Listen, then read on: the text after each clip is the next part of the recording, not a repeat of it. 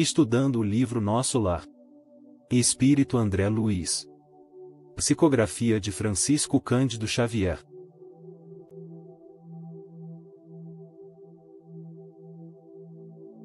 Considerações iniciais. Este é um dos capítulos mais importantes e emocionantes do livro Nosso Lar, pois representa o clímax da primeira grande jornada de transformação de André Luiz. É o momento em que ele finalmente coloca em prática as lições mais difíceis, como resultado, alcança um novo patamar espiritual. Este capítulo funciona como um clássico rito de passagem na jornada de André Luiz.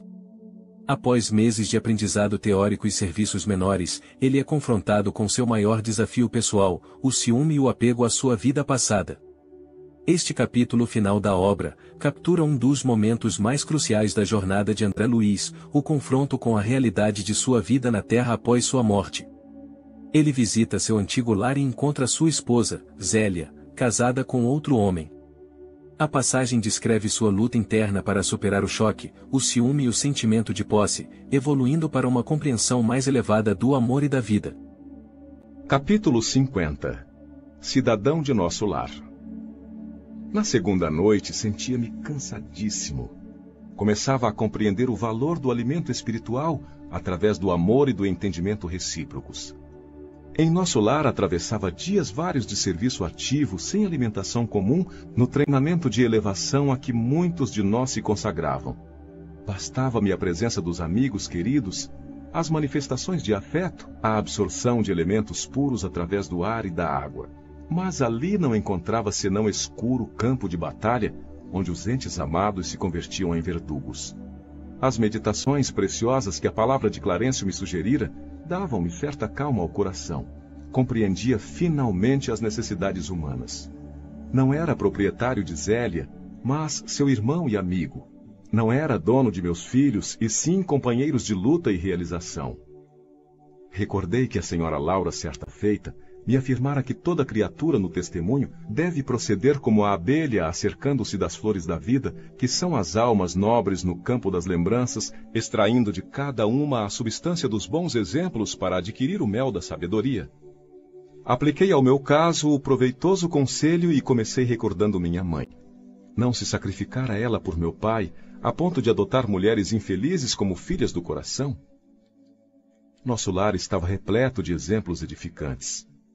A ministra veneranda trabalhava séculos sucessivos pelo grupo espiritual que lhe estava mais particularmente ligado ao coração. Narcisa sacrificava-se nas câmaras para obter endosso espiritual de regresso ao mundo em tarefa de auxílio. A senhora Hilda vencera o dragão do ciúme inferior e a expressão de fraternidade dos demais amigos da colônia. Clarencio me acolhera com devotamento de pai. A mãe de Lísias me recebera como filho. Tobias como irmão. Cada companheiro de minhas novas lutas me oferecia algo de útil à construção mental diferente que se erguia célere no meu espírito. André Luiz estabelece um contraste brutal entre sua situação atual e suas experiências na colônia espiritual Nosso Lar. Em contraste, Nosso Lar era um lugar de aprendizado e elevação. Lá, ele não precisava de alimentação comum, pois se nutria do alimento espiritual, o afeto dos amigos e a absorção de energias puras do ambiente. Era um refúgio de paz e crescimento. A transformação do seu conceito de amor e posse é o ponto central da reflexão de André Luiz. Ele está superando a visão terrena e possessiva dos relacionamentos. A visão antiga, possessiva, porque ele implicitamente se via como proprietário de Zélia, sua esposa, e dono de meus filhos. Essa é uma visão comum baseada no ego e no apego material. Através do sofrimento e da orientação de seu mentor, Clarencio, ele atinge uma nova consciência, entendendo que Zélia não é sua posse, mas sua irmã e amiga. Seus filhos não são sua propriedade, mas companheiros de luta e realização. Essa mudança de perspectiva é libertadora. Ela o desvincula do sofrimento causado pelo ciúme e pelo apego, permitindo que ele ame de uma forma mais pura e fraterna, baseada no espírito e não na matéria. O conselho da senhora Laura é uma poderosa ferramenta prática para a resiliência espiritual. A abelha representa a criatura que busca ativamente o que é bom. As flores são as almas nobres e os bons exemplos. O campo é o campo das lembranças, a memória. O néctar pólen, é a substância dos bons exemplos e o mel, é o produto final, a sabedoria. Em vez de se fixar na dor do campo de batalha atual, André Luiz é aconselhado a viajar mentalmente pelo seu campo de lembranças, colhendo ativamente a força e a inspiração dos bons exemplos que conheceu. André Luiz não apenas entende o conselho, mas o aplica imediatamente, listando seus exemplos edificantes, flores. Sua mãe, como exemplo de sacrifício e amor incondicional. A ministra veneranda, como exemplo de perseverança e serviço ao longo de séculos. A Narcisa, como exemplo de autossacrifício por uma missão maior. A senhora Hilda, como exemplo de superação de uma paixão inferior, o ciúme. Já Clarencio, a mãe de Lísias e Tobias, como exemplos vivos de fraternidade, acolhimento e amizade desinteressada. Ao fazer isso, ele está ativamente construindo uma nova fortaleza mental, construção mental diferente, substituindo os pensamentos de dor e cansaço por lembranças de força, amor e virtude. Aqui temos uma lição magistral sobre como enfrentar o sofrimento através da reforma íntima e do uso consciente da memória. Ele ensina que o verdadeiro alimento é o espiritual, baseado no amor e no entendimento. O amor verdadeiro não é posse, mas fraternidade e companheirismo. Em momentos de crise, podemos encontrar força ao nos concentrarmos nos bons exemplos do passado, transformando lembranças em sabedoria e resiliência. A comunidade e os laços de amizade espiritual são fundamentais para o crescimento e a superação das dificuldades. É a luta de um espírito para se libertar das amarras do ego e abraçar uma compreensão mais elevada e universal da vida e das relações.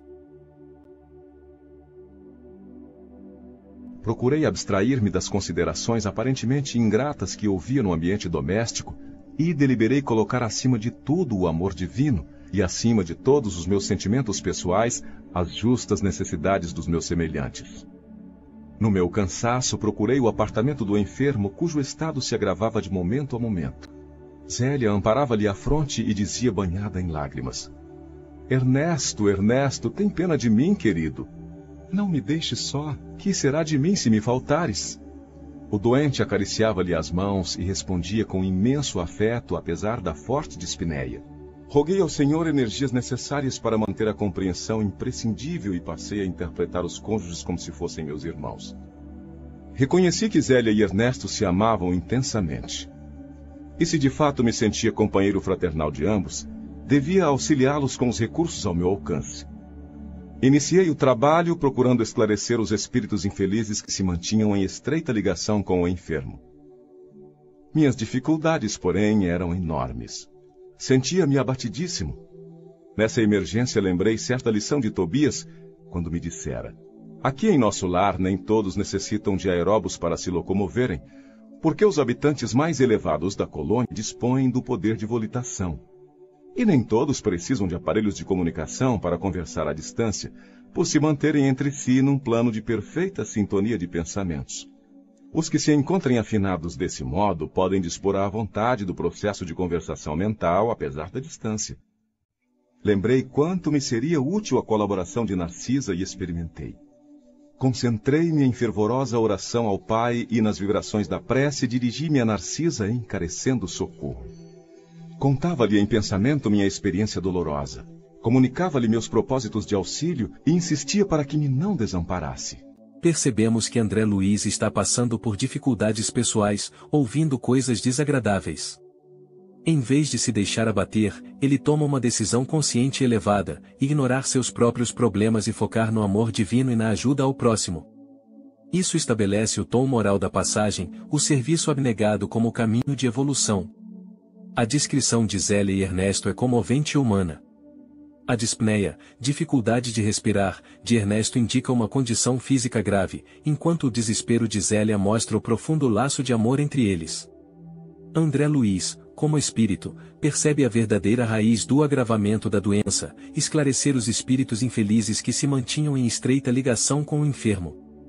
No contexto espírita, isso se refere a um processo de obsessão, onde espíritos sofredores ou vingativos se ligam a uma pessoa, drenando suas energias e piorando sua condição de saúde.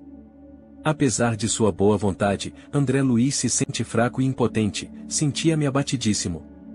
Isso mostra que, mesmo no mundo espiritual, o trabalho de auxílio exige energia, preparo e, muitas vezes, a colaboração de outros. Observem a lição sobre comunicação mental, quando em um momento de crise, André Luiz recorda um ensinamento crucial sobre como as coisas funcionam em nosso lar.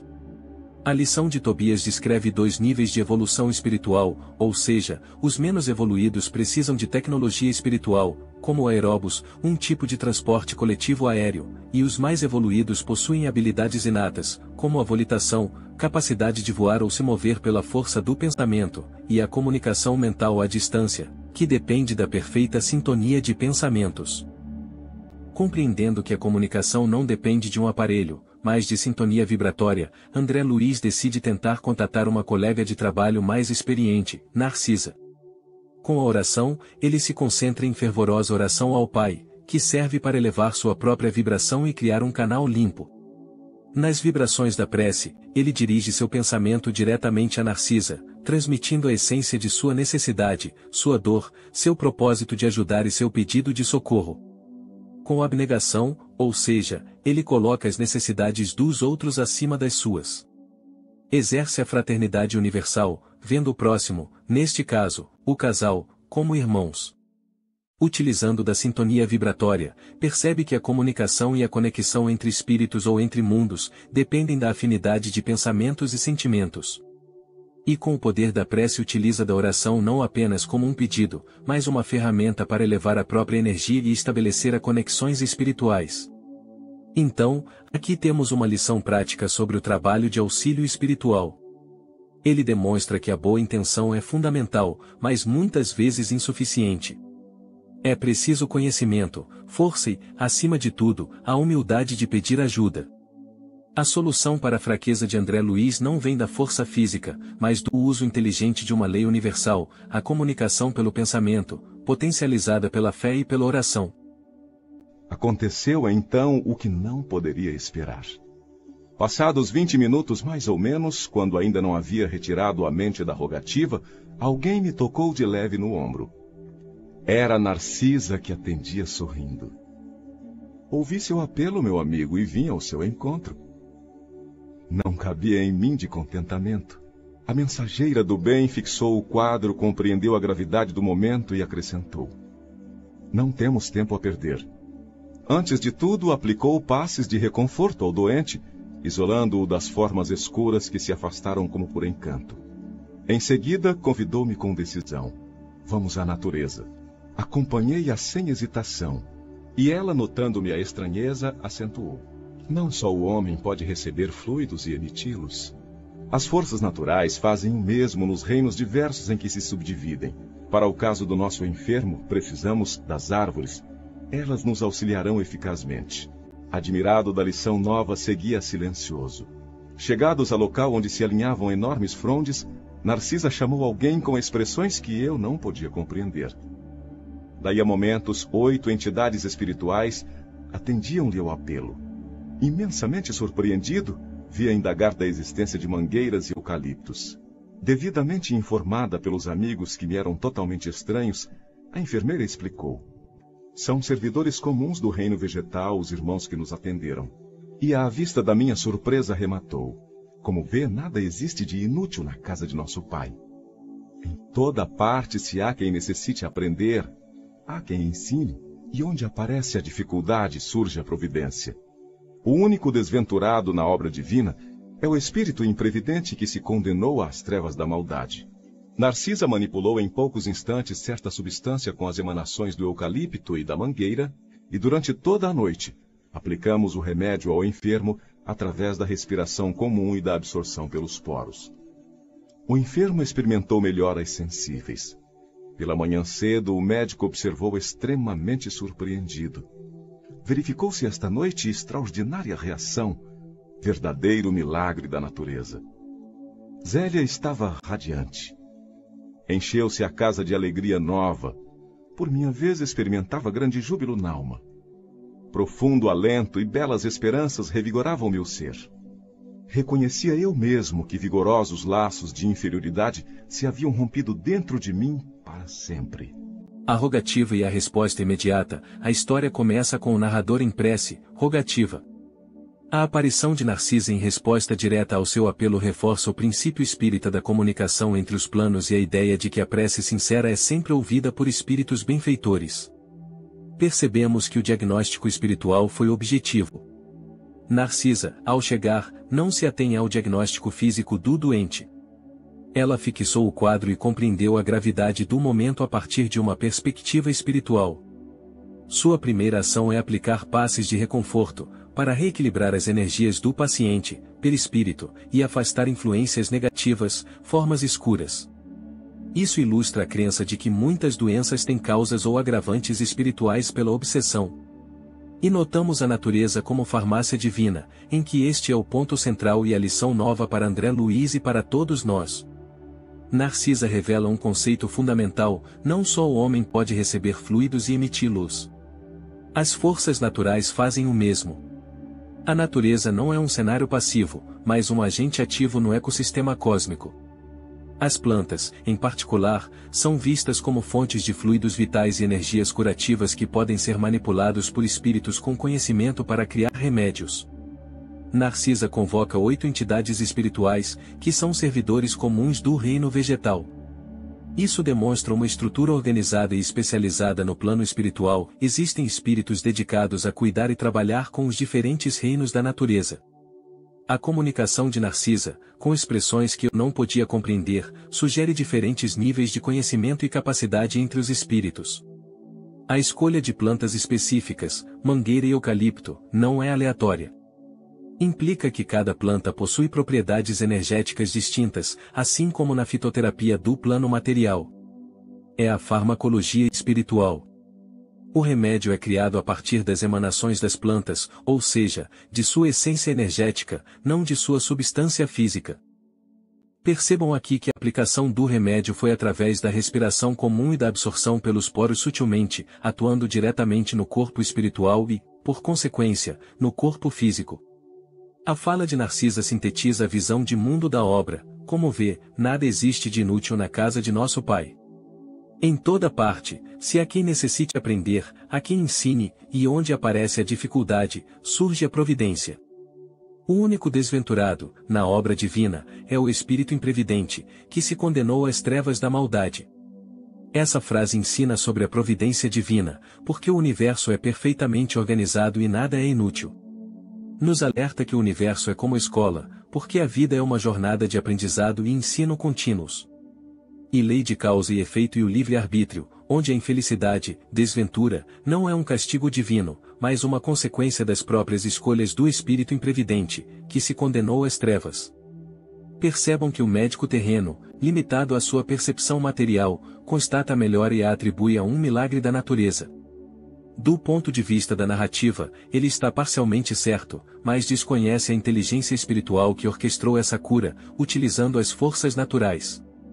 O evento não serve apenas para curar o doente, mas principalmente para a educação de André Luiz.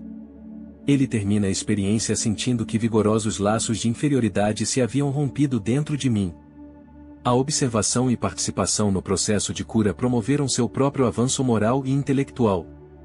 Esses parágrafos é uma síntese poderosa de vários pilares da doutrina espírita. A existência e comunicação com o plano espiritual, a lei de causa e efeito, a pluralidade dos mundos habitados, a ação da providência divina e, de forma muito especial, a interconexão profunda entre o homem, a natureza e o espírito. Percebemos que a narrativa transforma conceitos teológicos e filosóficos abstratos em uma cena viva e emocionante, cumprindo seu papel de instruir e consolar. Nesse dia voltei a nosso lar, em companhia de Narcisa, e pela primeira vez experimentei a capacidade de volitação. No momento ganhávamos grandes distâncias. A bandeira da alegria desfraldara-se em meu íntimo. Comunicando à enfermeira generosa minha impressão de leveza, ouvia esclarecer. Em nosso lar, grande parte dos companheiros poderia dispensar o aeróbus e transportar-se à vontade nas áreas do nosso domínio vibratório, mas visto a maioria não ter adquirido essa faculdade, todos se abstêm de exercê-la em nossas vias públicas. Essa abstenção, todavia, não impede que utilizemos o processo longe da cidade, quando é preciso ganhar distância e tempo. Nova compreensão e novos júbilos me enriqueciam o espírito. Instruído por Narcisa, ia da casa terrestre à cidade espiritual e vice-versa, sem dificuldade de vulto, intensificando o tratamento de Ernesto, cujas melhoras se firmaram francas e rápidas. Clarencio visitava-me diariamente, mostrando-se satisfeito com meu trabalho. Ao fim da semana, chegara ao termo de minha primeira licença nos serviços das câmaras de retificação. A alegria tornara aos cônjuges que passei a estimar como irmãos. Era preciso, pois, regressar aos deveres justos. À luz dormente e cariciosa do crepúsculo, tomei o caminho de nosso lar totalmente modificado. Naqueles rápidos 7 dias, aprendera preciosas lições práticas no culto vivo da compreensão e da fraternidade legítimas.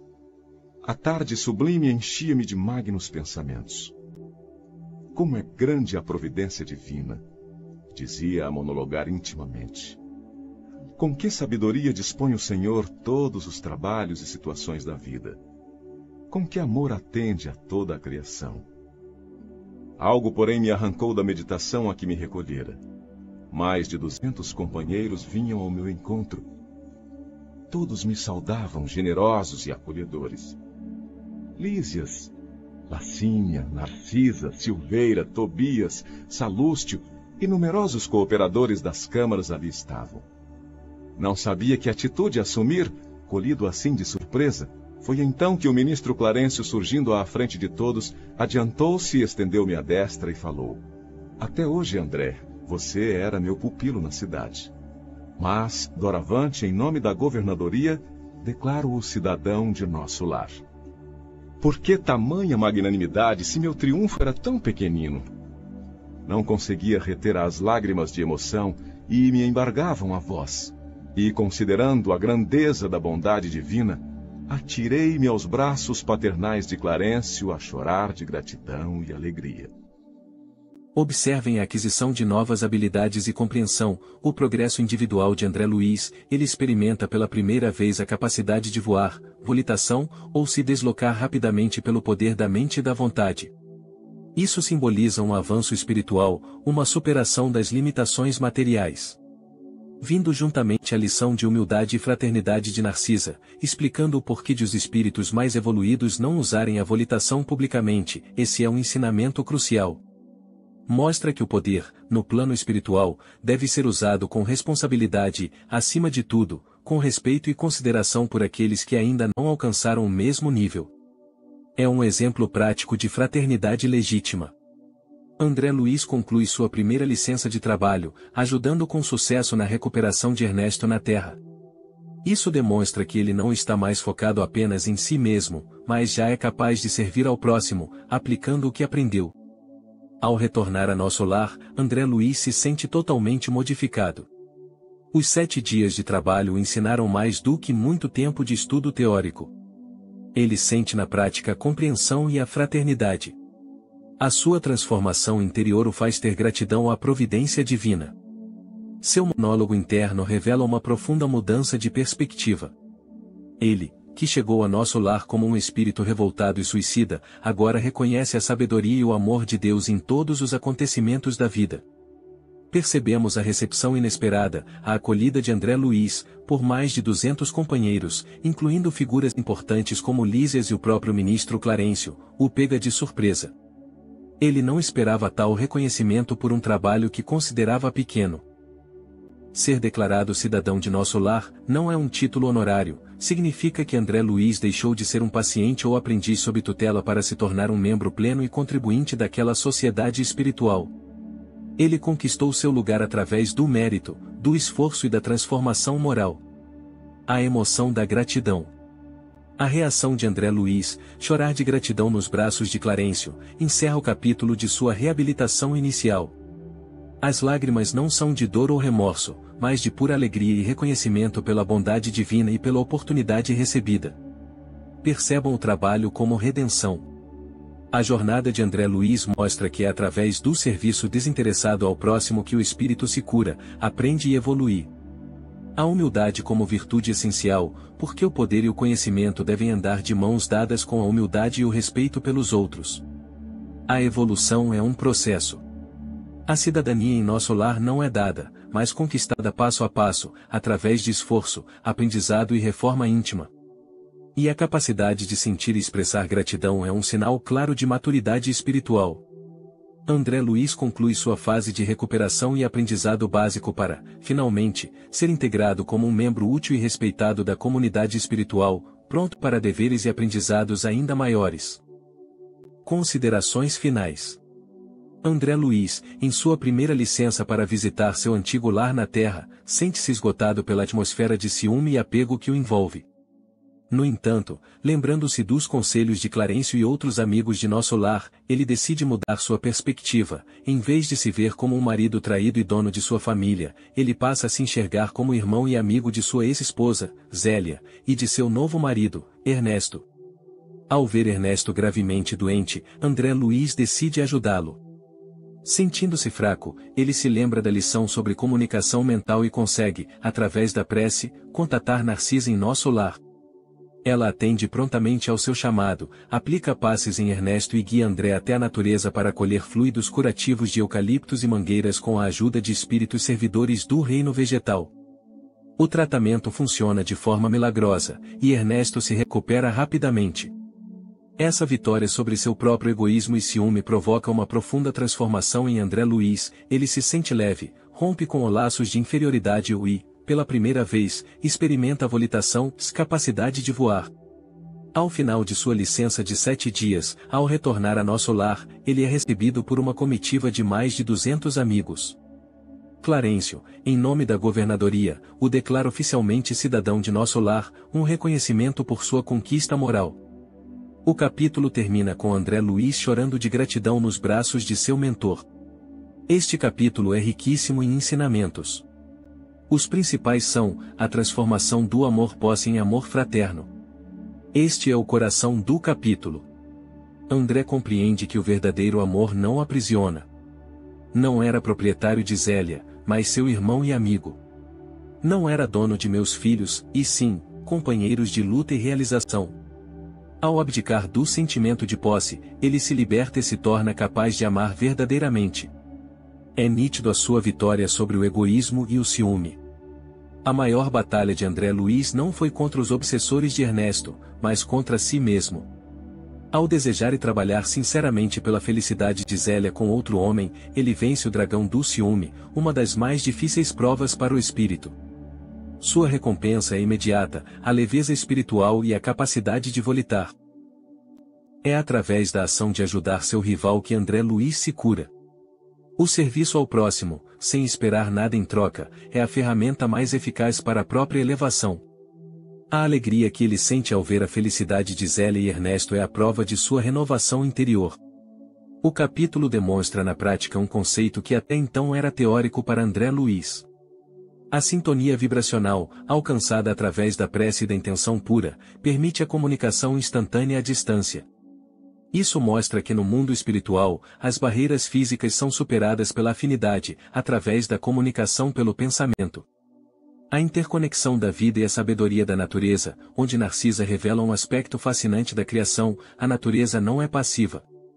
As plantas possuem fluidos, energias, que podem ser manipulados para a cura, e existem servidores do reino vegetal, espíritos dedicados a cuidar e trabalhar com as forças da natureza.